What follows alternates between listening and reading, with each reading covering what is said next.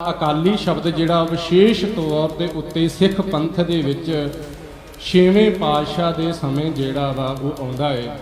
जद छेवें पातशाह गुरु हरगोबिंद पातशाह जी ने अकाल तख्त साहिब प्रगट किया तां नाल ही एक सैना तैयार की जिसनूं अकाल सैना जिहड़ा वो कहा जाता सी।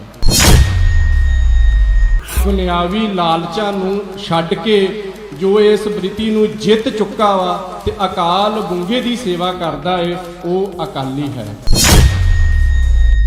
1733 ईस्वी दे विच जदों गुरु खालसा पंथ के अंदर ਸਿੰਘਾਂ की गिणती जंगजू ਸਿੰਘਾਂ की गिणती वध गई तो उस समय के उत्ते इस नूं दो दलों के विच वंडिया गया सी, बुढ़ा दल ते तरुणा दल।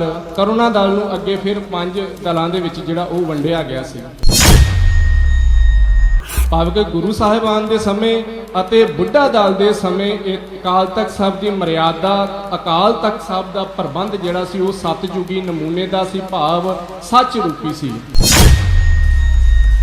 जो मिसलां स्थापित होईयां तो मिसलां ने तो अपने अपने इलाके जिहड़े सन वो वंड लए सन, पर ਜਿਹੜੇ ਗੁਰਦੁਆਰਿਆਂ ਦੀ सेवा संभाल करने वाले अकाली सन इस चीज़ तो निरस्वार्थ रहे।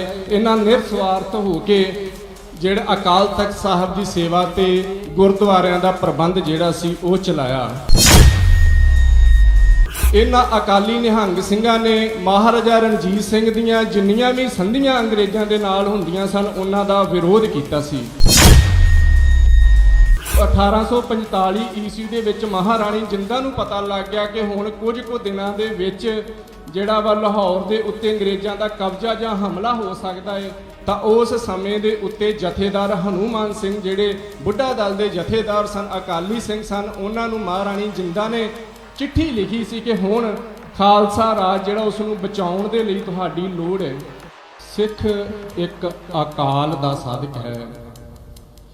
सिख अकाल दा साधक है ते सानू गुरबाणी दे विच उस वाहिगुरु दा जिहड़ा स्वरूप मिलदा है उसका वो स्वरूप अकाल मिलदा है। आपां मूल मंत्र दे विच भी पढ़दे हां अकाल मूरत।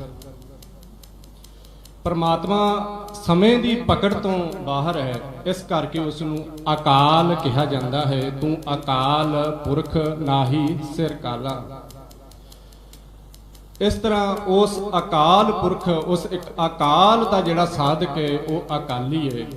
पर अकाली शब्द जिहड़ा विशेष तौर के उत्ते सिख पंथ दे विच छेवें पातशाह के समय जिहड़ा वा वो आउंदा है।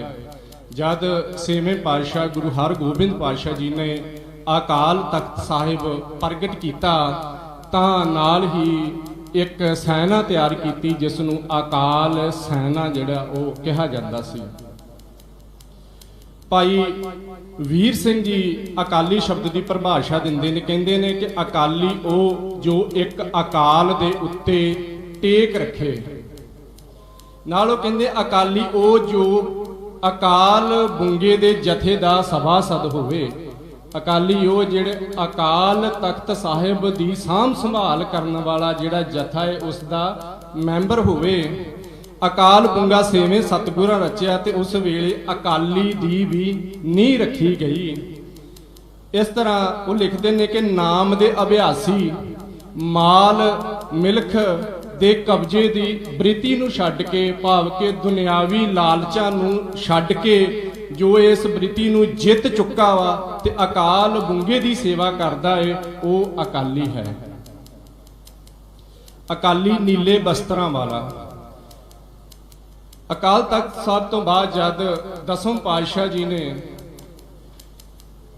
गुरु खालसा पंथ प्रगट किया 1699 ईस्वी की बैसाखी नूं तो वो जिहड़ा गुरु खालसा पंथ सी वो भी नीले वस्त्रां वाला सी। उपजे सिंह भुजंगीए नील अंबर धारा भाव के वो अकाली निहंग सिंह रूप दे विच जिहड़ा गुरु खालसा पंथ दे रूप दे विच जिहड़ा वो प्रगट होया।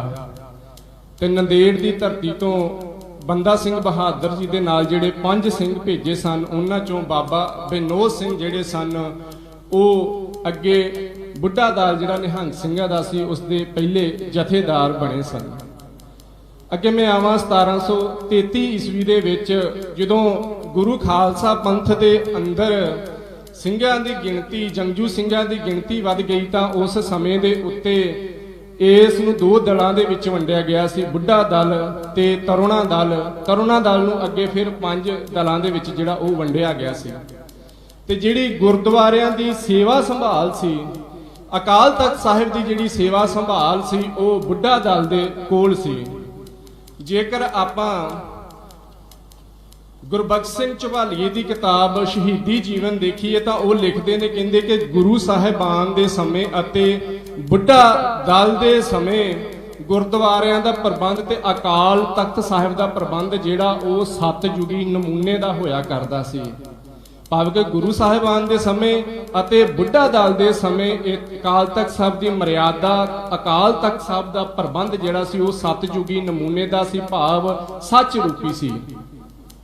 ਇਸ ਤਰੀਕੇ ਦੇ ਨਾਲ ਇਹ ਬੁੱਢਾ ਦਲ ਦੇ ਜਿਹੜੇ ਸਿੰਘ ਸਨ, ਅਕਾਲੀ ਸਿੰਘ ਸਨ, ਇਹ ਅਕਾਲ ਤਖਤ ਸਾਹਿਬ ਦੀ ਸੇਵਾ ਸੰਭਾਲ ਕਰਦੇ ਰਹੇ। ਜਦੋਂ ਮਿਸਲਾਂ ਸਥਾਪਿਤ ਹੋਈਆਂ ਤਾਂ ਮਿਸਲਾਂ ਨੇ ਤਾਂ ਆਪਣੇ ਆਪਣੇ ਇਲਾਕੇ ਜਿਹੜੇ ਸਨ ਉਹ ਵੰਡ ਲਏ ਸਨ, ਪਰ ਜਿਹੜੇ ਗੁਰਦੁਆਰਿਆਂ ਦੀ ਸੇਵਾ ਸੰਭਾਲ ਕਰਨ ਵਾਲੇ ਅਕਾਲੀ ਸਨ ਇਸ ਚੀਜ਼ ਤੋਂ ਨਿਰਸਵਾਰਥ ਰਹੇ। ਇਹਨਾਂ ਨਿਰਸਵਾਰਥ ਹੋ ਕੇ ਜਿਹੜਾ ਅਕਾਲ ਤਖਤ ਸਾਹਿਬ ਦੀ ਸੇਵਾ ਤੇ ਗੁਰਦੁਆਰਿਆਂ ਦਾ ਪ੍ਰਬੰਧ ਜਿਹੜਾ ਸੀ ਉਹ ਚਲਾਇਆ। ਤੇ ਮਹਾਰਾਜਾ ਰਣਜੀਤ ਸਿੰਘ ਜੀ ਦੇ ਸਮੇਂ ਸਿੱਖ ਰਾਜ ਦੇ ਵਿੱਚ ਅਕਾਲੀ ਸਿੰਘ ਜਿਹੜੇ ਸਨ ਇਹਨਾਂ ਦੀ ਅਹਿਮ ਭੂਮਿਕਾ ਰਹੀ ਸੀ। ਇਸ ਵੇਲੇ ਦੇ ਅਕਾਲੀ ਨਿਹੰਗ ਸਿੰਘ ਇਹ ਜਾਣ ਗਏ ਸਨ ਕਿ ਜਿਹੜਾ ਸਿੱਖ ਰਾਜ ਇਹ ਸਿਰਫ ਇੰਨੇ ਕੋਈ ਚੌਖਟ ਦੇ ਵਿੱਚ ਨਹੀਂ ਰਹੇਗਾ, ਇਹ ਲੁਧਿਆਣੇ ਤੱਕ ਜਿਹੜਾ ਵਾ ਉਹ ਨਹੀਂ ਹੋਵੇਗਾ। ਤੇ ਇਹਨਾਂ ਅਕਾਲੀ ਨਿਹੰਗ ਸਿੰਘਾਂ ਨੇ ਮਹਾਰਾਜਾ ਰਣਜੀਤ ਸਿੰਘ ਦੀਆਂ ਜਿੰਨੀਆਂ ਵੀ ਸੰਧੀਆਂ ਅੰਗਰੇਜ਼ਾਂ ਦੇ ਨਾਲ ਹੁੰਦੀਆਂ ਸਨ ਉਹਨਾਂ ਦਾ ਵਿਰੋਧ ਕੀਤਾ ਸੀ। 1809 ਦੇ ਵਿੱਚ ਜਿਹੜੀ ਅੰਗਰੇਜ਼ਾਂ ਦੇ ਨਾਲ ਮੈਟਕੌਫ ਦੇ ਨਾਲ ਸੰਧੀ ਹੋਈ ਸੀ, ਉਸ ਦਾ ਸਭ ਤੋਂ ਵੱਧ ਵਿਰੋਧ ਅਕਾਲੀ ਫੂਲਾ ਸਿੰਘ ਨੇ ਕੀਤਾ ਸੀ। ਤੇ ਇਹ ਵਿਰੋਧ ਇੰਨਾ ਵੱਧ ਗਿਆ ਸੀ ਕਿ ਮੈਟਕੌਫ ਦੀ ਫੌਜ ਜਦੋਂ ਦਰਬਾਰ ਸਾਹਿਬ ਦੇ ਲਾਗੋਂ ਦੀ ਲੰਘਣ ਲੱਗੀ ਸੀ ਤਾਂ ਅਕਾਲੀ ਸਿੰਘਾਂ ਦੇ ਵਿੱਚ ਤੇ ਉਹ ਮੈਟਕੌਫ ਦੀ ਫੌਜ ਦੇ ਵਿੱਚ ਜਿਹੜੀ ਝੜਪ ਹੋ ਗਈ ਸੀ, ਜਿਸ 'ਚ ਕਾਫੀ ਅਕਾਲੀ ਸਿੰਘ ਜਿਹੜੇ ਆ ਉਹ ਸ਼ਹੀਦ ਹੋ ਗਏ ਸਨ। ਅਕਾਲੀ ਫੂਲਾ ਸਿੰਘ ਮਹਾਰਾਜਾ ਰਣਜੀਤ ਸਿੰਘ ਨੂੰ ਕਹਿੰਦੇ ਸੀ, ਕਹਿੰਦੇ ਕਿ ਸੰਧੀਆਂ ਨੂੰ ਪਾੜਦੇ, ਗੱਲ ਅਸੀਂ ਕਰਨੀ ਹੈ ਕਰੋ ਜਾਂ ਮਰੋ ਦੇ ਉੱਤੇ। ਅਸੀਂ ਇਹ ਸੰਧੀਆਂ ਦੇ ਰਾਹੀਂ ਅੰਗਰੇਜ਼ਾਂ ਦੇ ਨਾਲ ਆਪਣੀਆਂ ਹੱਦਾਂ ਜਿਹੜੀਆਂ ਵਾ ਉਹਨਾਂ ਨੂੰ ਜਿਹੜਾ ਵਾ ਇੱਕ ਦਾਇਰੇ ਦੇ ਵਿੱਚ ਸੀਮਤ ਨਹੀਂ ਰੱਖਣਾ। ਤੇ ਜਦੋਂ 1831 ਈਸਵੀ ਦੇ ਵਿੱਚ ਅੰਗਰੇਜ਼ਾਂ ਦੇ ਨਾਲ ਸੰਧੀ ਹੋਈ ਸੀ ਤਾਂ ਉਸ ਸੰਧੀ ਦਾ ਵੀ ਅਕਾਲੀਆਂ ਨੇ ਇੰਨਾ ਵਿਰੋਧ ਕੀਤਾ ਸੀ ਕਿ ਉਹਦਾ ਉਹ ਤਵਾਰੀਖ ਦੇ ਵਿੱਚ ਇੱਕ ਹਵਾਲਾ ਮਿਲਦਾ ਹੈ ਕਿ ਇੱਕ ਅਕਾਲੀ ਸਿੰਘ ਨੇ ਮਹਾਰਾਜਾ ਰਣਜੀਤ ਸਿੰਘ ਦੇ ਉੱਪਰ ਸ੍ਰੀ ਸਾਹਿਬ ਲੈ ਕੇ ਜਾਨਲੇਵਾ ਹਮਲਾ ਵੀ ਕਰ ਦਿੱਤਾ ਸੀ। ਹਾਲਾਂਕਿ ਉਦੋਂ ਤੱਕ ਅਕਾਲੀ ਫੂਲਾ ਸਿੰਘ ਜਿਹੜੇ ਸਨ ਉਹ ਸ਼ਹੀਦ ਹੋ ਚੁੱਕੇ ਸਨ ਤੇ ਜਥੇਦਾਰ ਹਨੂਮਾਨ ਸਿੰਘ ਜਿਹੜੇ ਉਹ ਜਥੇਦਾਰ ਸਨ। ਤੇ ਜਦ ਮਹਾਰਾਜਾ ਰਣਜੀਤ ਸਿੰਘ ਦੀ ਮੌਤ ਤੋਂ ਬਾਅਦ ਅੰਗਰੇਜ਼ ਜਿਹੜੇ ਸਨ ਉਹ ਲੁਧਿਆਣੇ ਦੇ ਕੋਲ ਆਣ ਕੇ ਆਪਣੀਆਂ ਛਾਉਣੀਆਂ ਪਾ ਕੇ ਲਾਹੌਰ ਵੱਲ ਦੇਖਣ ਲੱਗ ਪਏ ਤਾਂ 1845 ਈਸਵੀ ਦੇ ਵਿੱਚ ਮਹਾਰਾਣੀ ਜਿੰਦਾਂ ਨੂੰ ਪਤਾ ਲੱਗ ਗਿਆ ਕਿ ਹੁਣ ਕੁਝ ਕੁ ਦਿਨਾਂ ਦੇ ਵਿੱਚ ਜਿਹੜਾ ਵਾ ਲਾਹੌਰ ਦੇ ਉੱਤੇ ਅੰਗਰੇਜ਼ਾਂ ਦਾ ਕਬਜ਼ਾ ਜਾਂ ਹਮਲਾ ਹੋ ਸਕਦਾ ਹੈ। ਤਾਂ ਉਸ ਸਮੇਂ ਦੇ ਉੱਤੇ ਜਥੇਦਾਰ ਹਨੂਮਾਨ ਸਿੰਘ ਜਿਹੜੇ ਬੁੱਢਾ ਦਲ ਦੇ ਜਥੇਦਾਰ ਸਨ, ਅਕਾਲੀ ਸਿੰਘ ਸਨ, ਉਹਨਾਂ ਨੂੰ ਮਹਾਰਾਣੀ ਜਿੰਦਾਂ ਨੇ ਚਿੱਠੀ ਲਿਖੀ ਸੀ ਕਿ ਹੁਣ ਖਾਲਸਾ ਰਾਜ ਜਿਹੜਾ ਉਸ ਨੂੰ ਬਚਾਉਣ ਦੇ ਲਈ ਤੁਹਾਡੀ ਲੋੜ ਹੈ। ਤਾਂ ਫਿਰ ਸਾਮ ਸਿੰਘ ਅਟਾਰੀ ਵਾਲੇ ਦੇ ਨਾਲ ਜਿਹੜਾ ਇਹ ਜਥੇਦਾਰ ਹਨੂਮਾਨ ਸਿੰਘ ਜੀ ਇਹ ਗਏ ਸਨ ਤੇ ਮੁਦਕੀ ਦੀ ਜੰਗ ਦੇ ਵਿੱਚ ਜਥੇਦਾਰ ਹਨੂਮਾਨ ਸਿੰਘ ਜਿਹੜਾ ਸਨ ਉਹ ਅੰਗਰੇਜ਼ਾਂ ਦੇ ਵਿਰੁੱਧ ਲੜੇ ਸਨ, ਪਰ ਲਾਲ ਸਿੰਘ ਹੋਣਾ ਦੀ ਗਦਾਰੀ ਦੇ ਕਾਰਨ ਇਹਨਾਂ ਨੂੰ ਇੱਥੋਂ ਜਿਹੜਾ ਸੀ ਉਹ ਪਟਿਆਲੇ ਵਾਲੇ ਪਾਸੇ ਨੂੰ ਜਿਹੜਾ ਉਹ ਜਾਣਾ ਪਿਆ ਸੀ। ਪਰ ਜਦ ਜਥੇਦਾਰ ਹਨੂਮਾਨ ਸਿੰਘ ਜੀ ਇੱਥੋਂ ਮੁਦਕੀ ਦੀ ਜੰਗ ਤੋਂ ਪਟਿਆਲੇ ਵੱਲ ਗਏ ਸਨ ਤਾਂ ਜੰਗ ਕਰਦਿਆਂ ਕਰਦਿਆਂ ਇਹ ਆਪਣੀ ਛਾਉਣੀ ਜਿੱਥੇ ਅੱਜ ਕੱਲ ਪਟਿਆਲੇ ਦੇ ਵਿੱਚ ਗੁਰਦੁਆਰਾ ਦੂਖ ਨਿਵਾਰਨ ਸਾਹਿਬ ਉਹ ਨਿਹੰਗ ਸਿੰਘਾਂ ਦੀ ਛਾਉਣੀ ਸੀ, ਜਦ ਉੱਥੇ ਇਹ ਜਥਾ ਪਹੁੰਚਾ ਤਾਂ ਪਟਿਆਲੇ ਦਾ ਰਾਜਾ ਅਮਰ ਸਿੰਘ ਜਿਹੜਾ ਅੰਗਰੇਜ਼ਾਂ ਦਾ ਵਫਾਦਾਰ ਸੀ ਉਸਨੇ ਤੋਪਾਂ ਦੇ ਨਾਲ ਜਿਹੜਾ ਹਮਲਾ ਕਰ ਦਿੱਤਾ ਸੀ ਤੇ ਇਸ ਸਥਾਨ ਦੂਖ ਨਿਵਾਰਨ ਸਾਹਿਬ ਸਥਾਨ ਦੇ ਉੱਤੇ ਹਜ਼ਾਰਾਂ ਅਕਾਲੀ ਸਿੰਘ ਜਿਹੜੇ ਸਨ ਉਹ ਸ਼ਹੀਦ ਹੋ ਗਏ ਸਨ ਤੇ ਜਥੇਦਾਰ ਹਨੂਮਾਨ ਸਿੰਘ ਜਿਹੜਾ ਸੀ ਉਹ ਪਟਿਆਲੇ ਦੀ ਫੌਜ ਦੇ ਵਿਰੁੱਧ ਲੜਦਾ ਹੋਇਆ ਰਾਜਪੁਰੇ ਨੂੰ ਅੱਗੇ ਚੰਡੀਗੜ੍ਹ ਵਾਲੇ ਪਾਸੇ ਸੁਹਾਣੇ ਵਾਲੇ ਪਾਸੇ ਨੂੰ ਨਿਕਲਿਆ ਸੀ ਤੇ ਸੁਹਾਣੇ ਤੱਕ ਜਾਂਦਿਆਂ ਜਾਂਦਿਆਂ ਇੰਨਾ ਜ਼ਖਮੀ ਹੋ ਗਿਆ ਸੀ ਕਿ ਸੁਹਾਣੇ ਦੀ ਧਰਤੀ ਦੇ ਉੱਤੇ ਬੁੱਢਾ ਦਲ ਦੇ ਜਥੇਦਾਰ ਅਕਾਲੀ ਜਥੇਦਾਰ ਹਨੂਮਾਨ ਸਿੰਘ ਜਿਹੜੇ ਉਹ ਸ਼ਹਾਦਤ ਪ੍ਰਾਪਤ ਕਰ ਗਏ ਸਨ। ਉਹਨਾਂ ਦੀ ਸ਼ਹਾਦਤ ਤੋਂ ਬਾਅਦ ਅੰਗਰੇਜ਼ਾਂ ਨੇ ਅਕਾਲ ਤਖਤ ਸਾਹਿਬ ਤੇ ਦਰਬਾਰ ਸਾਹਿਬ ਤੇ ਸਿੱਖ ਗੁਰਦੁਆਰਿਆਂ ਦਾ ਪ੍ਰਬੰਧ ਸੰਭਾਲਣ ਦਾ ਜਿਹੜਾ ਸੀ ਉਹ ਸਿੱਧਾ ਤਹਈਆ ਜਿਹੜਾ ਉਹ ਕਰ ਲਿਆ ਸੀ।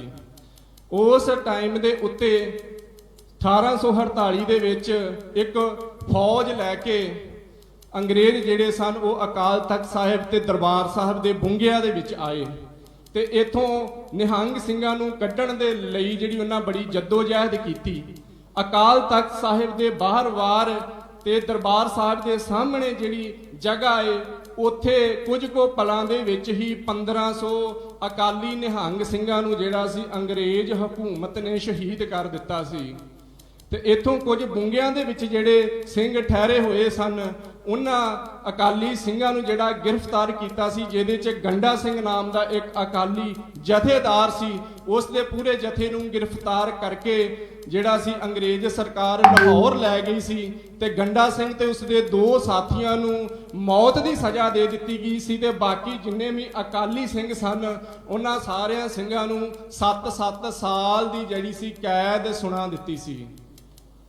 ਇਸ ਤਰ੍ਹਾਂ ਪਟਿਆਲੇ ਦੇ ਵਿੱਚ ਫੂਲਕੀਆ ਰਿਆਸਤ ਦੇ ਵਿੱਚ ਇਹ ਐਲਾਨ ਕਰ ਦਿੱਤਾ ਸੀ 1849 ਈਸਵੀ ਤੋਂ ਬਾਅਦਾਂ ਕਿ ਇਹਨਾਂ ਰਿਆਸਤਾਂ ਦੇ ਵਿੱਚ ਤੇ ਅੰਗਰੇਜ਼ਾਂ ਨੇ ਇਸ ਪੰਜਾਬ ਦੀ ਧਰਤੀ ਦੇ ਉੱਤੇ ਕਿ ਜਿੱਥੇ ਵੀ ਅਕਾਲੀ ਨਿਹੰਗ ਸਿੰਘ ਦਿਖੇ ਦੇਖਦਿਆਂ ਹੀ ਉਸ ਨੂੰ ਗੋਲੀ ਮਾਰ ਦਿੱਤੀ ਜਾਵੇ।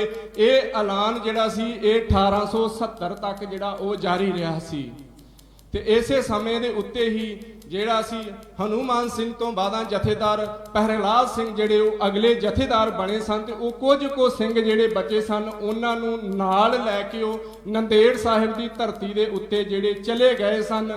ਇਹ ਅੰਗਰੇਜ਼ ਸਮਝ ਗਏ ਸਨ ਕਿ ਜਿੰਨਾ ਚਿਰ ਅਸੀਂ ਇਹ ਅਕਾਲੀ ਸਿੰਘਾਂ ਨੂੰ ਖਤਮ ਨਹੀਂ ਕਰਦੇ ਉਹਨਾਂ ਚਿਰ ਅਸੀਂ ਪੰਜਾਬ ਦੇ ਉੱਤੇ ਪੂਰਾ ਕਬਜ਼ਾ ਵੀ ਨਹੀਂ ਕਰ ਸਕਦੇ ਤੇ ਅਕਾਲ ਤਖਤ ਸਾਹਿਬ ਤੇ ਇਹਨਾਂ ਦਾ ਜਿਹੜੇ ਗੁਰਦੁਆਰੇ ਨੇ ਉਹਨਾਂ ਨੂੰ ਆਪਣੇ ਪ੍ਰਬੰਧ ਦੇ ਅਧੀਨ ਨਹੀਂ ਲਿਆ ਸਕਦੇ।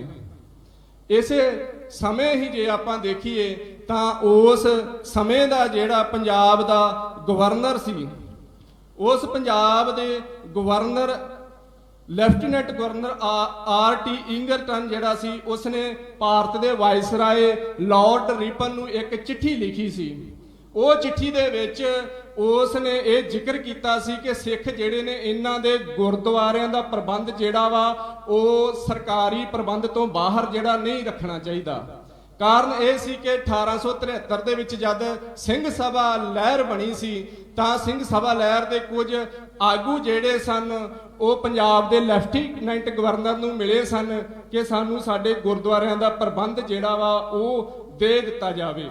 ਤਾਂ ਉਸ ਟਾਈਮ ਦੇ ਉੱਤੇ ਈਗਰਟਨ ਨੇ ਜਿਹੜੀ ਚਿੱਠੀ ਲਿਖੀ ਸੀ ਉਹ ਜਿਹੜੀ ਸੀ ਉਹਨੂੰ ਜਿਹੜਾ ਧਿਆਨ ਨਾਲ ਪੜ੍ਹਨ ਦੀ ਲੋੜ ਹੈ। ਲਿਖਦਾ ਕਿ ਮੇਰਾ ਖਿਆਲ ਹੈ ਕਿ ਸਿੱਖ ਗੁਰਦੁਆਰਿਆਂ ਦਾ ਇੰਤਜ਼ਾਮ ਇੱਕ ਅਜਿਹੀ ਕਮੇਟੀ ਜੋ ਸਰਕਾਰੀ ਕੰਟਰੋਲ ਤੋਂ ਆਜ਼ਾਦ ਨਾ ਹੋਵੇ ਦੇ ਹੱਥ ਵਿੱਚ ਦੇਣਾ ਸਿਆਸੀ ਪੱਖ ਤੋਂ ਖਤਰਨਾਕ ਹੋਵੇਗਾ ਤੇ ਮੈਂ ਉਮੀਦ ਕਰਦਾ ਜਨਾਬ ਅਜਿਹੇ ਹੁਕਮ ਜਾਰੀ ਕਰਵਾਉਣ ਵਿੱਚ ਮਦਦਗਾਰ ਹੋਣਗੇ ਜਿਸ ਨਾਲ ਪਿਛਲੇ 30 ਸਾਲ ਤੋਂ ਕਾਮਯਾਬੀ ਨਾਲ ਚੱਲਦਾ ਇੰਤਜ਼ਾਮ ਜਾਰੀ ਰਹੇਗਾ। ਪਿਛਲੇ 30 ਸਾਲ ਤੋਂ ਭਾਵ 1849 ਤੋਂ 1880 ਤੱਕ ਜਿਹੜਾ ਅੰਗਰੇਜ਼ਾਂ ਨੇ ਗੁਰਦੁਆਰਾ ਪ੍ਰਬੰਧ ਤੇ ਅਕਾਲ ਤਖਤ ਸਾਹਿਬ ਦਾ ਪ੍ਰਬੰਧ ਆਪਣੇ ਕਬਜ਼ੇ 'ਚ ਲਿਆ ਹੋਇਆ ਸੀ ਉਸ ਵੱਲ ਈਗਰਟਨ ਜਿਹੜਾ ਉਹ ਇਸ਼ਾਰਾ ਕਰਦਾ ਏ ਤੇ ਇਥੋਂ ਹੀ ਜਿਹੜਾ ਸੀ ਐਕਟ ਦੇ ਬਾਰੇ ਇਥੋਂ ਹੀ ਗੁਰਦੁਆਰਾ ਕਮੇਟੀ ਦੇ ਬਾਰੇ ਅੰਗਰੇਜ਼ ਜਿਹੜੇ ਆ ਉਹ ਸੋਚਣ ਲੱਗ ਪਏ ਸਨ।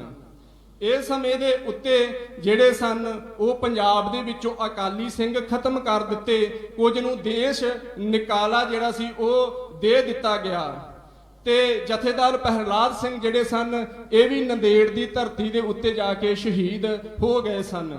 ਤੇ ਅਕਾਲੀ ਸਿੰਘਾਂ ਦੀ ਜੇ ਉਸ ਵੇਲੇ ਦੀ 1901 ਦੀ ਮਰਦਮਸ਼ੁਮਾਰੀ ਦੇ ਵਿੱਚ ਦੇਖੀਏ ਤਾਂ ਅਕਾਲੀ ਸਿੰਘਾਂ ਦੀ ਗਿਣਤੀ ਜਿਹੜੀ ਸੀ ਉਹ ਸਿਰਫ 569 ਰਹਿ ਗਈ ਸੀ, ਜਿਹਦੇ ਵਿੱਚੋਂ 110 ਇਸਤਰੀਆਂ ਸਨ। ਭਾਵ ਕਿ 500 ਤੋਂ ਵੀ ਘੱਟ ਜਿਹੜੇ ਅਕਾਲੀ ਸਿੰਘ 1900 ਦੀ ਮਰਦਮਸ਼ੁਮਾਰੀ ਦੇ ਵਿੱਚ ਜਿਹੜੇ ਉਹ ਮਿਲਦੇ ਨੇ। ਇੱਥੋਂ ਤੱਕ ਅਕਾਲੀ ਸਿੰਘ ਜਿਹੜੇ ਸਨ ਉਹ ਖਤਮ ਕਰ ਦਿੱਤੇ ਸਨ। ਹੁਣ ਅਕਾਲੀ ਸਿੰਘਾਂ ਨੂੰ ਅੰਗਰੇਜ਼ਾਂ ਨੇ ਇੱਕ ਸਾਈਡ ਤੇ ਜਿਹੜਾ ਵਾ ਉਹ ਕਰ ਦਿੱਤਾ ਸੀ, ਭਾਵ ਕਿ ਖਤਮ ਕਰ ਦਿੱਤਾ ਸੀ। ਉਹਨਾਂ ਨੂੰ ਪਤਾ ਹੈ ਕਿ ਜਿੰਨੇ ਕੁ ਇਹ ਸਿੰਘ ਰਹਿ ਗਏ ਨੇ ਇਹ ਇੰਨੇ ਕੁ ਖਿੰਡ ਪੁੰਡ ਗਏ ਨੇ। ਫਿਰ ਕੱਲਾ ਅਕਾਲੀ ਸਿੰਘਾਂ ਨੂੰ ਖਤਮ ਨਹੀਂ ਕੀਤਾ, ਅਕਾਲੀ ਸਿੰਘ ਜਿਹੜੇ ਸਨ ਉਹਨਾਂ ਦੀ ਜਿਹੜੀ ਇਮੇਜ ਸੀ, ਉਹਨਾਂ ਦਾ ਜਿਹੜਾ ਕਿਰਦਾਰ ਸੀ, ਉਹ ਵੀ ਉਸ ਸਮੇਂ ਦੇ ਲੋਕਾਂ ਦੇ ਅੰਦਰੋਂ ਜਿਹੜਾ ਸੀ ਉਹ ਖਤਮ ਕੀਤਾ ਹੈ।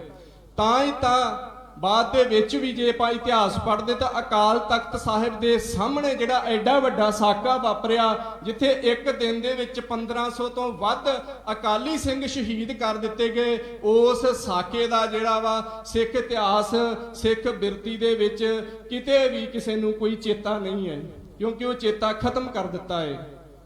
ਇਸ ਤਰੀਕੇ ਦੇ ਨਾਲ ਅਕਾਲੀ ਨਿਹੰਗ ਸਿੰਘ ਉਹ ਪੁਰਾਤਨ ਕਿਰਦਾਰ ਜਿਹੜਾ ਸੀ ਉਹ ਅੰਗਰੇਜ਼ਾਂ ਨੇ ਲੋਕ ਮਨਾਂ ਦੇ ਵਿੱਚੋਂ ਵੀ ਖਤਮ ਕੀਤਾ। ਪਰ ਫਿਰ ਵੀ ਸਿੱਖ ਪੰਥ ਜਿਹੜਾ ਉਹ ਜਾਗਦਾ ਰਿਹਾ ਤੇ ਸਿੱਖ ਪੰਥ ਨੇ 1912 ਈਸਵੀ ਦੇ ਲਗਭਗ ਜਿਹੜੇ ਸੀ ਉਹ ਆਪਣੇ ਤੌਰ ਦੇ ਉੱਤੇ ਜਿਹੜਾ ਸੀ ਜਥੇ ਬਣਾਉਣੇ ਸ਼ੁਰੂ ਕਰ ਦਿੱਤੇ। ਇਸ ਦੀ ਸ਼ੁਰੂਆਤ ਜਿਹੜੀ ਸੀ ਉਹ ਕਰਤਾਰ ਸਿੰਘ ਝੱਬਰ ਨੇ ਕੀਤੀ, ਜਿਸ ਨੇ 1912 ਦੇ ਵਿੱਚ ਖਾਲਸਾ ਦੀਵਾਨ ਖਰਾ ਸੌਦਾ ਨਾਂ ਦਾ ਜਿਹੜਾ ਉਹ ਜਥਾ ਬਣਾਇਆ। ਇਸੇ ਸਮੇਂ 'ਚ ਹੀ ਸਿੱਖ ਪੰਥ ਜਿਹੜਾ ਉਹ ਜਥਿਆਂ ਵੱਲ ਜਿਹੜਾ ਸੀ ਉਹ ਆਉਣ ਲੱਗਾ। ਸਿੱਖ ਪੰਥ ਇਹ ਗੱਲ ਸਮਝ ਗਿਆ ਸੀ ਕਿ ਉਹ ਸੰਗਤਾਂ ਜਿਹੜੀਆਂ ਗੁਰੂ ਨਾਨਕ ਪਾਤਸ਼ਾਹ ਨੇ ਸਥਾਪਿਤ ਕੀਤੀਆਂ, ਫਿਰ ਸਾਨੂੰ ਉੱਥੋਂ ਹੀ ਗੱਲ ਜਿਹੜੀ ਉਹ ਸ਼ੁਰੂ ਕਰਨੀ ਪਵੇਗੀ। ਤੇ ਗੁਰੂ ਖਾਲਸਾ ਪੰਥ ਨੇ ਜਥੇ ਬਣਾਏ, ਜਿਸ 'ਚ 1912 ਦਾ ਕਰਤਾਰ ਸਿੰਘ ਝੱਬਰ ਦਾ ਜਥਾ ਹੈ, ਖਾਲਸਾ ਧਰਮ ਪ੍ਰਚਾਰਕ ਲਾਹੌਰ ਦਾ ਜਥਾ, ਜਿਨ੍ਹਾਂ ਨੇ 1916 'ਚ ਮਿੱਠਾ ਸਿੰਘ ਮਹੰਤ ਜਿਹੜਾ ਸੀ ਪੰਜਾ ਸਾਹਿਬ ਦਾ, ਉਹਦੇ ਵਿਰੁੱਧ ਹਸਨ ਅਬਦਾਲ ਦੀ ਧਰਤੀ ਦੇ ਉੱਤੇ ਗੁਰਮਤਿ ਸਮਾਗਮ ਕੀਤਾ ਸੀ। ਇਸ ਤਰ੍ਹਾਂ ਹੀ ਸਿੰਘ ਸਭਾ ਖਾਲਸਾ ਦੀਵਾਨ ਸਿਆਲਕੋਟ ਦਾ ਜਥਾ, ਜਿਨ੍ਹਾਂ ਨੇ ਬਾਬੇ ਕੀ ਬੇਰ ਗੁਰਦੁਆਰਾ ਸਾਹਿਬ ਦਾ ਜਿਹੜਾ ਸੀ ਪ੍ਰਬੰਧ ਸੰਭਾਲਿਆ ਸੀ। ਇਸੇ ਤਰੀਕੇ ਨਾਲ ਖਾਲਸਾ ਬਰਾਦਰੀ ਕਾਰਜ ਸਾਧਕ ਦਲ, ਜਿਸ ਨੇ ਦਰਬਾਰ ਸਾਹਿਬ ਕੜਾਹ ਪ੍ਰਸ਼ਾਦ ਲਿਆਂਦਾ ਸੀ, ਜਦ ਉਹ ਕੜਾਹ ਪ੍ਰਸ਼ਾਦ ਇੱਥੋਂ ਦੇ ਪ੍ਰਬੰਧਕਾਂ ਨੇ ਮਨਜ਼ੂਰ ਨਾ ਕੀਤਾ ਤੇ ਉੱਥੋਂ ਹੀ SGPC ਦੀ ਨੀਂਹ ਜਿਹੜੀ ਰੱਖੀ ਗਈ ਸੀ। ਤੇ ਇੱਥੋਂ ਹੀ ਸੈਂਟਰਲ ਮਾਝਾ ਦੀਵਾਨ ਜਥਾ ਜਿਹੜਾ SGPC ਬਣਾਉਣ ਦੇ ਵਿੱਚ ਇੱਕ ਵੱਡੀ ਭੂਮਿਕਾ ਜਿਹੜੀ ਉਹ ਨਿਭਾ ਗਿਆ ਸੀ। ਭਾਵ ਕਿ SGPC ਬਣਨ ਤੋਂ ਪਹਿਲਾਂ ਜਿਹੜਾ ਸੀ ਜਾਂ SGPC ਦੇ ਦੌਰਾਨ ਵੀ ਸਿੱਖ ਪੰਥ ਜਿਹੜਾ ਉਸਨੇ ਜਥਿਆਂ ਦੇ ਵਿੱਚ ਹੀ ਕਾਰਜ ਕੀਤਾ ਸੀ। ਜਥਿਆਂ ਦੇ ਰੂਪ ਦੇ ਵਿੱਚ ਹੀ ਗੁਰੂ ਖਾਲਸਾ ਪੰਥ ਜਿਹੜਾ ਉਹ ਕਾਰਜ ਕਰਦਾ ਰਿਹਾ। ਇਸ ਤਰੀਕੇ ਦੇ ਨਾਲ ਜਿਹੜਾ ਸੀ ਇਹ ਗੁਰਦੁਆਰਾ ਸੁਧਾਰ ਲਹਿਰ ਜਿਹੜੀ ਉਹ ਚੱਲੀ, ਪਰ ਗੁਰਦੁਆਰਾ ਸੁਧਾਰ ਲਹਿਰ ਚੱਲੀ ਨੂੰ ਅਜੇ ਕੁਝ 3-4 ਮਹੀਨੇ ਹੀ ਜਿਹੜੇ ਆ ਉਹ ਹੋਏ ਸਨ। ਭਾਵ 15-16 ਨਵੰਬਰ 1920 ਦੇ ਵਿੱਚ ਜਿਹੜਾ ਇਹ ਗੁਰਦੁਆਰਾ ਸ਼੍ਰੋਮਣੀ ਗੁਰਦੁਆਰਾ ਪ੍ਰਬੰਧਕ ਕਮੇਟੀ ਬਣੀ, ਪਰ ਇਸ ਤੋਂ 4 ਮਹੀਨੇ ਬਾਅਦ ਹੀ ਅੰਗਰੇਜ਼ ਸਰਕਾਰ ਨੇ ਸੋਚ ਲਿਆ ਸੀ ਕਿ ਇਸ ਨੂੰ ਆਪਣੇ ਕੰਟਰੋਲ 'ਚ ਕਰਨਾ ਜਿਹੜਾ ਉਹ ਬਹੁਤ ਜ਼ਰੂਰੀ ਹੈ। ਤਾਂ ਹੀ ਇਹਨਾਂ ਨੇ 16 ਫਰਵਰੀ 1921 ਈਸਵੀ ਨੂੰ ਗੁਰਦੁਆਰਾ ਐਕਟ ਬਣਾਉਣ ਦੀ ਜਿਹੜੀ ਉਹ ਗੱਲ ਸ਼ੁਰੂ ਕਰ ਦਿੱਤੀ ਸੀ। 1920 ਦੇ ਵਿੱਚ ਵੀ ਗੁਰਦੁਆਰਾ ਐਕਟ ਬਣਨ ਦੀ ਗੱਲ ਜਿਹੜੀ ਉਹ ਸ਼ੁਰੂ ਹੋ ਗਈ ਸੀ। ਤੇ 14 ਮਾਰਚ 1921 ਈਸਵੀ ਨੂੰ ਪੰਜਾਬ ਦੇ ਜਿਹੜੇ ਵਜ਼ੀਰੇ ਤਾਲੀਮ ਮੀਆਂ ਫਜ਼ਲ ਹੁਸੈਨ ਸਨ, ਉਹਨਾਂ ਨੇ ਇੱਕ ਬਿੱਲ ਜਿਹੜਾ ਸੀ ਸ਼੍ਰੋਮਣੀ ਗੁਰਦੁਆਰਾ ਪ੍ਰਬੰਧਕ ਕਮੇਟੀ ਦਾ ਐਕਟ ਜਿਹੜਾ ਸੀ ਉਸ ਦੇ ਬਾਰੇ ਇੱਕ ਮਤੇ ਰਾਹੀਂ ਆਰਡੀਨੈਂਸ ਜਿਹੜਾ ਉਹ ਜਾਰੀ ਕਰਵਾ ਦਿੱਤਾ ਸੀ ਕਿ ਜਿਹੜਾ ਸਿੱਖ ਪੰਥ ਦਾ ਇਹ ਗੁਰਦੁਆਰਿਆਂ ਦਾ ਢਾਂਚਾ ਹੈ ਇਹ ਸਰਕਾਰੀ ਦਖਲ ਤੋਂ ਬਿਨਾਂ ਜਿਹੜਾ ਵਾ ਨਹੀਂ ਚੱਲਣਾ ਚਾਹੀਦਾ।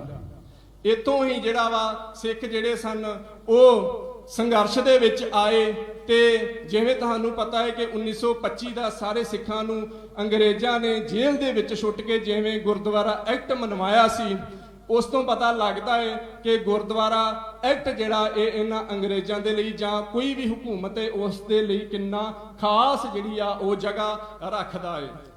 ਗੁਰੂ ਪਿਆਰਿਓ, ਇੱਥੋਂ ਜਿਹੜਾ ਸੀ ਫਿਰ ਇਹ ਸਾਰੀ ਅੱਜ ਦੀ ਜਿਹੜੀ ਕਹਾਣੀ ਹੈ ਉਹ ਸ਼ੁਰੂ ਹੋ ਜਾਂਦੀ ਹੈ।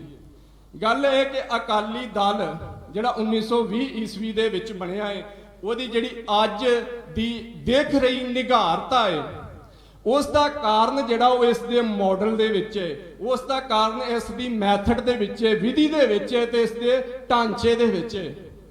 क्योंकि ਜਦੋਂ परंपरा तो ਅਸੀਂ ਦੂਰ ਹੋ ਜਾਵਾਂਗੇ ਤਾਂ ਉਦੋਂ ਅਸੀਂ ਖੁਆਰ ਹੀ ਹੋਵਾਂਗੇ। ਤੇ ਸਿੱਖ ਪਰੰਪਰਾ ਜਿਹੜੀ ਉਹ ਜਥਿਆਂ ਦੇ ਅਨੁਸਾਰ ਚੱਲਦੀ ਏ, ਸਿੱਖ ਪਰੰਪਰਾ ਜਿਹੜੀ ਹੈ ਉਹ ਗੁਰਮਤਿਆਂ ਦੇ ਅਨੁਸਾਰ ਚੱਲਦੀ ਏ। ਜਦੋਂ ਵੀ ਗੁਰੂ ਖਾਲਸਾ ਪੰਥ ਗੁਰਮਤਿਆਂ ਤੋਂ ਦੂਰ ਹੋਵੇਗਾ, ਜਦੋਂ ਵੀ ਜਥੇ ਗੁਰਮਤਿਆਂ ਤੋਂ ਦੂਰ ਹੋਣਗੇ, ਉਦੋਂ ਖੁਆਰੀ ਹੀ ਹੋਵੇਗੀ। ਤੇ ਗੁਰੂ ਪਿਆਰਿਓ, ਜਿਵੇਂ ਪੁਰਾਤਨ ਅਕਾਲੀ ਅਕਾਲ ਤਖਤ ਸਾਹਿਬ ਦੀ ਸੇਵਾ ਕਰਦੇ ਸੀ ਤੇ ਉਹ ਦੁਨਿਆਵੀ ਲੋਭ ਤੇ ਰਾਜਨੀਤਿਕ ਅਹੁਦਿਆਂ ਤੋਂ ਜਿਹੜੇ ਦੂਰ ਰਹਿੰਦੇ ਸਨ, ਪਰ ਅੱਜ ਗੁਰਦੁਆਰਿਆਂ ਦਾ ਪ੍ਰਬੰਧ, ਅਕਾਲ ਤਖਤ ਸਾਹਿਬ ਦਾ ਪ੍ਰਬੰਧ ਤੇ ਸਿੱਖ ਰਾਜਨੀਤੀ ਵੀ ਇੱਕੋ ਦਲ ਹੀ ਜਿਹੜਾ ਉਹ ਸੰਭਾਲ ਰਿਹਾ ਹੈ। ਇਹ ਕਾਰਨ ਜਿਹੜੇ ਅੱਜ ਅਕਾਲੀ ਦਲ ਦੀ ਨਿਘਾਰਤਾ ਦਾ ਜਿਹੜਾ ਉਹ ਮੁੱਖ ਕਾਰਨ ਹੈ। ਅਕਾਲ ਤਖਤ ਦਾ ਪ੍ਰਬੰਧ ਜਿਹੜਾ ਇੱਕ ਪੂਰਾ ਜਥਾ ਕਰਦਾ ਹੁੰਦਾ ਸੀ ਤੇ ਉਹ ਜਥਾ ਜਿਹੜਾ ਸੀ ਉਹ ਗੁਰਮਤਿਆਂ ਦੇ ਨਾਲ ਹੀ ਨਿਰਧਾਰਤ ਹੁੰਦਾ ਸੀ। ਜੇ ਤੁਸੀਂ ਭਾਈ ਵੀਰ ਸਿੰਘ ਦਾ ਨਾਵਲ ਸਤਵੰਤ ਕੌਰ ਪੜ੍ਹੋਗੇ ਨਾ, ਉਸ ਦਾ 22ਵੀਂ ਕਾਂਡ ਦੇ ਵਿੱਚ ਇਹ ਜ਼ਿਕਰ ਮਿਲਦਾ ਹੈ ਕਿ ਕਿਵੇਂ ਅਕਾਲ ਤਖਤ ਸਾਹਿਬ ਦੇ ਬਾਹਰ ਵਾਰ ਗੁਰਮਤੇ ਹੋਇਆ ਕਰਦੇ ਸਨ ਤੇ ਉਹਨਾਂ ਗੁਰਮਤਿਆਂ ਦੇ ਵਿੱਚ ਕਿਵੇਂ ਗੁਰੂ ਖਾਲਸਾ ਪੰਥ ਦੇ ਜਥਿਆਂ ਦੇ ਜਥੇਦਾਰ ਜਿਹੜੇ ਆਉਂਦੇ ਸਨ ਤੇ ਕਿੰਨੇ ਦਿਨ ਉੱਥੇ ਵਿਚਾਰਾਂ ਚੱਲਣ ਤੋਂ ਬਾਅਦ ਗੁਰਮਤੇ ਜਿਹੜੇ ਸੀ ਉਹ ਕਰਕੇ ਗੁਰੂ ਖਾਲਸਾ ਪੰਥ ਉਹਨਾਂ ਨੂੰ ਪੰਥ ਦੇ ਵਿੱਚ ਲਾਗੂ ਕਰਦਾ ਸੀ। ਅੱਜ ਅਸੀਂ ਉਹ ਗੁਰਮਤੇ ਦੀ ਵਿਧੀ ਤੋਂ ਜਿਹੜਾ ਵਾ ਉਹ ਬਹੁਤ ਦੂਰ ਹੋ ਗਏ। ਇਸ ਸਾਰੇ ਦੁਖਾਂਤ ਦਾ ਕਾਰਨ ਜਿਹੜਾ ਉਹ ਵੋਟ ਪੋਲਿਟਿਕਸ ਹੈ। ਸਿੱਖ ਪੰਥ ਜਿਹੜਾ ਉਹ ਵੋਟ ਪੋਲਿਟਿਕਸ ਉਹਦੇ ਵਿੱਚ ਨਹੀਂ ਸੀ, ਇਲੈਕਸ਼ਨ ਨਹੀਂ ਸੀ। ਸਿੱਖ ਪੰਥ ਜਿਹੜਾ ਉਹ ਸਿਲੈਕਸ਼ਨ ਵਿਧੀ ਦੇ ਨਾਲ ਚੱਲਦਾ ਸੀ। ਜੇ ਭਾਈ ਲਹਿਣਾ ਜੀ ਨੂੰ ਗੁਰੂ ਅੰਗਦ ਪਾਤਸ਼ਾਹ ਜੀ ਬਣਾਇਆ ਤਾਂ ਉਹ ਸਿਲੈਕਸ਼ਨ ਵਿਧੀ ਦੇ ਨਾਲ ਬਣਾਇਆ। ਉਹ ਉੱਥੇ ਵੋਟਾਂ ਨਹੀਂ ਪਈਆਂ, ਉੱਥੇ ਆਗੂ ਦੇ ਗੁਣ ਦੇਖੇ ਗਏ। ਤੇ ਜਿਹੜੀ ਸਿਲੈਕਸ਼ਨ ਵਿਧੀ ਹੈ ਇਹਦੇ ਵਿੱਚ ਜੀਵਨ ਦੇਖਿਆ ਜਾਂਦਾ ਹੈ ਤੇ ਇਲੈਕਸ਼ਨ ਦੇ ਵਿੱਚ ਜੀਵਨ ਤੋਂ ਦੂਰ ਪੈਸਾ ਤੇ ਕਈ ਹੋਰ ਤਰ੍ਹਾਂ ਦੇ ਜਿਹੜੇ ਸਿੱਖ ਪੰਥ ਦੇ ਮੁਤਾਬਕ ਜਿਹੜੀਆਂ ਬਿਲਕੁਲ ਕੁਰੀਤੀਆਂ ਨੇ ਉਹ ਇਸ ਵੋਟ ਪੋਲਿਟਿਕਸ ਦੇ ਵਿੱਚ ਜਿਹੜੀਆਂ ਉਹ ਆਉਂਦੀਆਂ ਨੇ। ਇਸ ਕਰਕੇ ਇਹ ਜਿਹੜਾ ਦੁਖਾਂਤ ਹੈ, ਇਹ ਦੁਖਾਂਤ ਜਿਹੜਾ ਹੈ ਇਸ ਦੀ ਜੜ ਜਿਹੜੀ ਹੈ ਉਹ ਵੋਟ ਪੋਲਿਟਿਕਸ ਦੇ ਵਿੱਚ। ਜੇ ਇਸ ਤੋਂ ਬਚਣਾ ਹੈ ਤਾਂ ਅਕਾਲ ਤਖਤ ਸਾਹਿਬ ਜਿਹੜਾ ਉਹ ਰਾਜਨੀਤੀ ਤੋਂ ਦੂਰ, ਉਹ ਕਿਸੇ ਇੱਕ ਦਲ ਤੋਂ ਦੂਰ ਕਰਕੇ ਪੂਰਾ ਗੁਰੂ ਖਾਲਸਾ ਪੰਥ ਜਿਹੜਾ ਹੈ ਇਹ ਆਪਣੇ ਜਥਿਆਂ ਦੇ ਰੂਪ ਦੇ ਵਿੱਚ ਗੁਰਮਤੇ ਕਰਕੇ ਜਿਹੜਾ ਵਾ ਇੱਕ ਸਾਂਝੀ ਕਮੇਟੀ, ਇੱਕ ਸਾਂਝੀ ਸਭਾ ਜਿਹੜੀ ਉਹ ਨਿਰਧਾਰਤ ਕਰੇ, ਜਿਸ ਦੇ ਅਨੁਸਾਰ ਜਿਹੜਾ ਅਕਾਲ ਤਖਤ ਸਾਹਿਬ ਦਾ ਪ੍ਰਬੰਧ ਜਿਹੜਾ ਉਹ ਚੱਲੇ। ਤੇ ਗੁਰੂ ਪਿਆਰਿਓ, ਗੁਰੂ ਖਾਲਸਾ ਪੰਥ ਸਰਬੱਤ ਖਾਲਸਾ ਗੁਰਮਤਾ ਤੇ ਆਗੂ ਚੁਣਨ ਦੀ ਜਿਹੜੀ ਪੰਥਕ ਵਿਧੀ ਹੈ ਸਾਨੂੰ ਉਹ ਲੈ ਕੇ ਆਉਣੀ ਪਵੇਗੀ। ਗੁਰੂ ਖਾਲਸਾ ਪੰਥ ਸੰਸਥਾ ਹੈ, ਅਕਾਲ ਤਖਤ ਸਾਹਿਬ ਸੰਸਥਾ ਹੈ। ਸੰਸਥਾ ਗੁਰੂ ਪਿਆਰਿਓ ਉਹ ਹੁੰਦੀ ਹੈ ਜਿਸ ਨੂੰ ਗੁਰੂ ਪਾਤਸ਼ਾਹ ਨੇ ਆਪ ਪ੍ਰਗਟ ਕੀਤਾ ਹੈ ਤੇ ਉਸ ਤੋਂ ਬਾਅਦ ਜਿਹੜੀਆਂ ਸਿੱਖਾਂ ਨੇ ਬਣਾਈਆਂ ਨੇ ਉਹ ਸਾਰੇ ਸੰਗਠਨ ਨੇ। ਅਕਾਲੀ ਦਲ ਸੰਗਠਨ ਹੈ, ਸ਼੍ਰੋਮਣੀ ਗੁਰਦੁਆਰਾ ਪ੍ਰਬੰਧਕ ਕਮੇਟੀ ਸੰਗਠਨ ਹੈ। ਇਹ ਸੰਸਥਾ ਨਹੀਂ ਹੈ। ਸੰਗਠਨ ਭੰਗ ਹੋ ਸਕਦੇ ਨੇ ਪਰ ਗੁਰੂ ਪਾਤਸ਼ਾਹ ਦੀਆਂ ਚਲਾਈਆਂ ਹੋਈਆਂ ਸੰਸਥਾਵਾਂ ਕਦੇ ਭੰਗ ਨਹੀਂ ਹੋ ਸਕਦੀਆਂ। ਤੇ ਗੁਰੂ ਖਾਲਸਾ ਪੰਥ ਦੀਆਂ ਸੰਸਥਾਵਾਂ ਜਿਹੜੀਆਂ ਨੇ ਉਹ ਸਿੱਖ ਪਰੰਪਰਾ ਦੇ ਅਨੁਸਾਰ ਹੀ ਜਿਹੜੀਆਂ ਉਹ ਚੱਲਣਗੀਆਂ। ਇਸ ਕਰਕੇ ਇੱਥੇ ਕੋਈ ਇੱਕ ਦਲ ਜਿਹੜਾ ਆਪਣੇ ਆਪ ਨੂੰ ਪੰਥ ਨਹੀਂ ਕਹਾ ਸਕਦਾ। ਗੁਰੂ ਖਾਲਸਾ ਪੰਥ ਜਿਹੜਾ ਇਹ ਸਮੂਹਿਕ ਰੂਪ ਦੇ ਵਿੱਚ ਵੀ ਚੱਲਦਾ ਹੈ ਤੇ ਇਹ ਇੱਕ ਜਾਂ ਦੋ ਸਿੰਘਾਂ ਦੇ ਰੂਪ ਦੇ ਵਿੱਚ, ਬਾਬਾ ਬੋਤਾ ਸਿੰਘ, ਬਾਬਾ ਗਰਜਾ ਸਿੰਘ ਦੇ ਰੂਪ ਦੇ ਵਿੱਚ ਵੀ ਜਿਹੜਾ ਉਹ ਚੱਲਦਾ ਹੈ। ਤੇ ਸਾਨੂੰ ਇਹ ਗੱਲ ਯਾਦ ਰੱਖਣੀ ਚਾਹੀਦੀ ਹੈ ਰਤਨ ਸਿੰਘ ਭੰਗੂ ਦੀ, ਪੰਥ ਮੱਧ ਹੈ ਗੁਰ ਕੀ ਸ਼ਕਤ, ਪੰਥ ਮੱਧ ਜਪ ਤਪੀਏ ਭਗਤ। ਕਿ ਅੱਜ ਸਾਨੂੰ ਅਕਾਲ ਤਖਤ ਸਾਹਿਬ ਦੀ ਜਿਹੜੀ ਸਾਂਭ ਸੰਭਾਲ ਹੈ, ਮਰਿਆਦਾ ਹੈ, ਉਹਦੇ ਲਈ ਜਪੀਏ ਤਪੀਏ ਜਿਹੜੇ ਸਿੰਘ ਨੇ ਉਹ ਲੱਭ ਕੇ ਲੈ ਕੇ ਹੋਣੇ ਚਾਹੀਦੇ। ਇਸ ਕਰਕੇ ਗੁਰੂ ਖਾਲਸਾ ਪੰਥ ਜਿਹੜਾ ਇਹਦੇ ਵਿੱਚ ਕੋਈ ਇੱਕ ਦਲ ਸਿਰਮੌਰ ਨਹੀਂ ਹੈ। ਰਤਨ ਸਿੰਘ ਭੰਗੂ ਲਿਖਦਾ ਹੈ, ਫੁੱਤੋ ਖਾਲਸੋ ਸੁੰਮੇ ਵਾਣੀ, ਭਈ ਖਾਲਸੇ ਅਖੈ ਕਹਾਣੀ। ਕਿ ਇਹ ਗੁਰੂ ਖਾਲਸਾ ਪੰਥ ਉਹ ਸੂਮਿਆਂ ਵਾਲੀ ਨਦੀ ਹੈ ਜਿਹਦੇ ਵਿੱਚ ਕਈ ਸੂਮੇ ਜਿਹੜੇ ਉਹ ਮਿਲਦੇ ਨੇ। ਅਕਾਲੀ ਦਲ ਵੀ ਉਹਦੇ ਗੁਰੂ ਖਾਲਸਾ ਪੰਥ 'ਚ ਮਿਲਣ ਵਾਲਾ ਇੱਕ ਸੂਮਾ ਹੈ। ਇਹ ਗੁਰੂ ਖਾਲਸਾ ਪੰਥ ਨਹੀਂ ਹੈ। ਤਾਂ ਹੀ ਰਤ ਸਿੰਘ ਭੰਗੂ ਲਿਖਦਾ, ਖਾਲਸੋ ਭਇਓ ਅਖੂਟ ਨਦੀ ਜਮ ਸੁਮੇ ਬਾਣੀ, ਅਗਲੇ ਆਗੇ ਤੁਰੇ ਔਰ ਝੱਬ ਆਵੇ ਪਾਣੀ। ਕਿ ਗੁਰੂ ਖਾਲਸਾ ਪੰਥ ਇੰਨਾ ਕੋ ਸ਼ਕਤੀਵਾਨ ਹੈ ਕਿ ਇਹਦੇ ਵਿੱਚ ਇਹੋ ਜਿਹੇ ਸੰਗਠਨ ਬਣਦੇ ਰਹਿਣਗੇ, ਇਹੋ ਜਿਹੇ ਸੰਗਠਨ ਜਿਹੜੇ ਟੁੱਟਦੇ ਰਹਿਣਗੇ, ਪਰ ਗੁਰੂ ਖਾਲਸਾ ਪੰਥ ਆਪਣੀ ਚਾਲ ਜਿਹੜੀ ਆ ਉਹ ਚੱਲਦਾ ਰਹੇਗਾ। ਇੰਨੀਆਂ ਕੋ ਬੇਨਤੀਆਂ ਪ੍ਰਵਾਨ ਕਰਨੀਆਂ। ਵਾਹਿਗੁਰੂ ਜੀ ਕਾ ਖਾਲਸਾ, ਵਾਹਿਗੁਰੂ ਜੀ ਕੀ ਫਤਿਹ।